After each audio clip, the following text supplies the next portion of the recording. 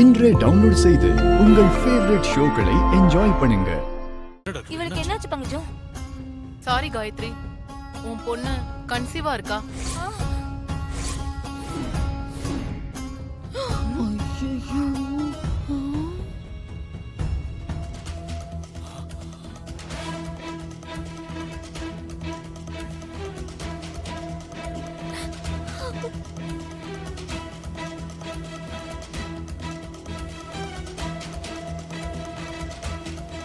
என்ன சொல்ற பங்கஜு? காலேஜில் படிச்சிட்டு இருக்க பொண்ணு போய் இப்படிலாம் சொல்ற? அதெல்லாம் இருக்காது. நீ சரியா செக் பண்ணு.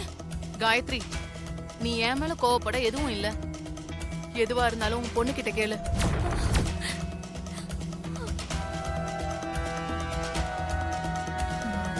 என்ன காயத்ரி, இப்பதான் உன் பொண்ணு காலேஜ் படிக்கிறான்னு சொன்ன. ஏ பிரியா, டாக்டர் ஆண்டி சொன்னது உன் காதல விழுந்துச்சா? வாய் திறந்து பதில் பேசுடி. சொல்லுடி, பதில் சொல்லு. சொல்லு, கேக்குறாங்கல்ல, பதில் சொல்லு. பதில் சொல்லுடி. ஏன் இப்படி பண்ண? சொல்லு சொல்லு. என்ன காரியம் பண்ணி வச்சிருக்க? உன்னை இதுக்கு தான் படிக்க அனுப்புனேனா? என்ன இப்படி அசிங்கப்படுத்திட்டியேடி? பதில் சொல்லு சொல்லு. அடிக்காதம்மா, அடிக்காதம்மா, என்ன மன்னிச்சிடுமா. நான் தப்பு பண்ணிட்டேன். காலேஜ்ல என் கூட படிக்கிற பையனை லவ் பண்றேம்மா. அப்ப நாங்க ரெண்டு பேரும் யாருக்கும் தெரியாம வெளியே போனப்பதான். ஐயோ பாவி பாவி பாவி பாவி, இப்படி பண்ணிட்டேடி. குடும்ப மானத்தையே வாங்கிட்டேடி. வந்த இடத்துல இப்படி அசிங்கமாயிடுச்சு.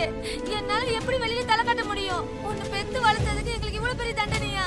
சொல்லுடி சொல்லு. காயத்ரி, போதும், நிறுத்து.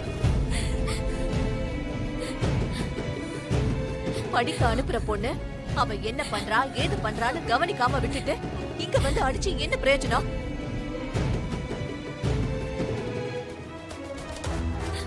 ஏமா, உங்க அம்மா எல்லாரும் முன்னாடியும் தலை குனிஞ்சு அழுத்திட்டு நிக்கிறாங்க, பாத்தியா? பெத்தவங்களுக்கு இப்படி ஒரு நிலைமையை கொடுக்க எப்படி உனக்கு மனசு வந்தது? சின்ன வயசுல இருந்தே உனக்காகவே வாழ்ந்தவங்களுக்கு நீ எவ்வளவு பெரிய கெட்ட பேரை சம்பாதிச்சு கொடுத்திருக்க.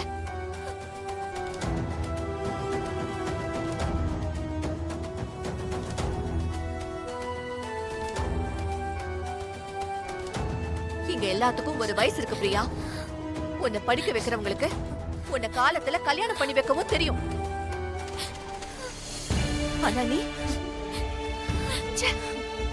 நினைக்கவே கேவலமா இருக்கு.